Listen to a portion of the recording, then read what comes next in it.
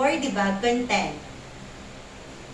For the bag content, in front of the bag, left to right, nandun po yung oral thermometer po natin as well as the rectal thermometer. Dalawa po yung kailangan nating thermometer para po nga sa oral and the rectal po. Yan po.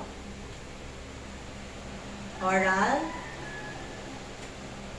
Ito lang po yung sa rectal po. Nasa case din po siya. Kailangan po yun para po malinis po siya and sanitize po and hindi po siya makakapag-spread po ng possible infection po. Okay? Next, on the right near end of the bag, nandun po yung test tube and test tube holder as well as the medicine dropper po. Nandito po yun sa side po. On the right near end of the bag po. Ayan. Test tube holder. Ayan. Hindi natin maayos. Tapos, dito po yung dalawa ko pong test tube. Okay. Next is the medicine dropper natin. Dalawa po yung dala ko po in case of emergency na mawala po yung isang medicine dropper. Meron po tayo isang reserva po. Okay. On the back of the bag po, left to right naman po, nandun po yung mga solution po natin or yung mga acid po na kailangan po natin kapag nag-community nursing na po tayo, such as the 70% alcohol. Ito po yun. Lalabas ko po muna yung nasa top po ng bag ko po, which is yung on the top file center of the bag. Nandun po yung hand towel. Ito po yun. Nasa plastic para po malinis po and sanitize. Soap dish with soap. Nandito rin yung paper waste bag. Nandun po yun. Plus assume. Tapos next din po yung paper lining din po natin. Nandito rin po yung plastic lining as well as the apron po. Nasa top po yun ng bag natin. Okay? May na nga po. Next naman po doon nga po sa may back of the bag po. Left to right. Nandito po yung 70% alcohol natin. Ayan, 70% alcohol. Next naman po is the acetic acid. Ito po, let's assume that this is the acetic acid. And dapat po may label din po siya para dito po tayo magkamamali or malilito po if ever po. Next naman po is the aromatic spirit of ammonia or spirit of ammonia po. Ito po yun. Next naman po is the Benedict solution. Ito po. Let's assume that this is our Benedict solution.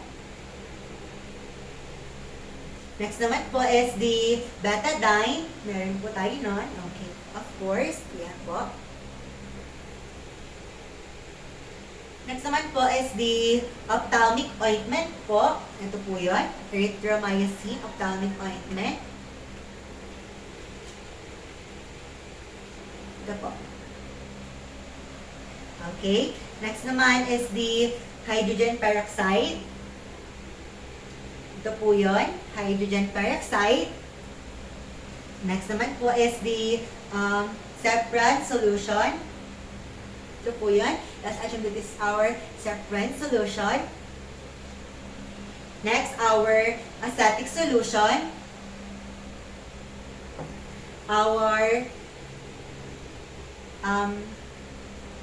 betadine ulit is povidone iodine. Okay. Next din po is meron din tayo another acetic acid po. Let's assume that is our acetic acid and aromatic spirit of ammonia. Okay. Next naman po is the center of the bag po. Nandito po nakalagay yung forceps, straight and curve forceps po natin. Ito po yun. Lalabas ko na po. Center of the bag po natin. Okay. Na nasa loob po siya ng kidney basin po. Okay. Forceps, straight and curve. Ito po yun. Ito po yung curve na forceps ko po. Ito po.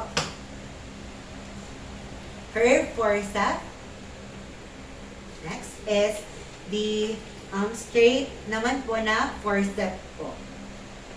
Meron din po akong tissue forceps po, which is ito po.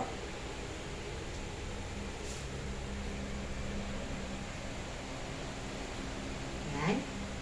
And after that, is meron din po akong alcohol lamp with denatured alcohol. Let's assume na may denatured alcohol siya. Next naman po is our kidney basin. Ito po yun. Sa loob po nun is yung mga syringes po natin. And needles po. Syringes po. Okay. 3 cc. This one naman po is 5 ml. Meron din po tayong mga needles. 22, 25,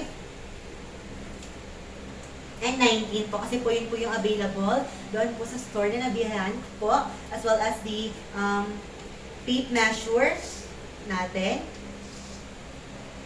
Cord clamps. As well as the roller bandage natin po. Okay, ayan. And the rubber gloves. And the kidney basin po natin. And sa left near end of the bag, nandun din po yung medicine glass. Ito po yung medicine glass ko po. Let's assume that is our medicine glass, pero ang nabili ko po is plastic medicine medicine cup po. Dito po, nandito rin po yung bandage scissor po natin if ever kailangan po. And yung weighing scale po natin, sa baby po. Meron din po akong extra na baby weighing scale para po if ever nga po na hindi po mag-function ng tama yung isa po natin, is may pang-reserva po tayo. And I have din po my micropore tape, yung dry and wet alcohol po natin, or dito po yung container na mayroon po dry and wet na may cotton na may alcohol po. And as well as yung pickler po natin, kailangan po yun. Meron din po tayong gauze pad, sterile gauze pad po pag may sugat po si client. Meron din po tayong tongue depressor and ruler po. And meron din po tayong ilaw po para po if emergency po may na mag-occur, meron po tayong pagsignal po sa mga tao po na baka po in case of emergency po, at meron po tayong dalang pang guide po sa kanila. Next naman po is extra din po na tape measure po. And mga extra din po na bandage scissors, forceps, if ever po na mawala po or misplace po natin yung mga gamit po natin.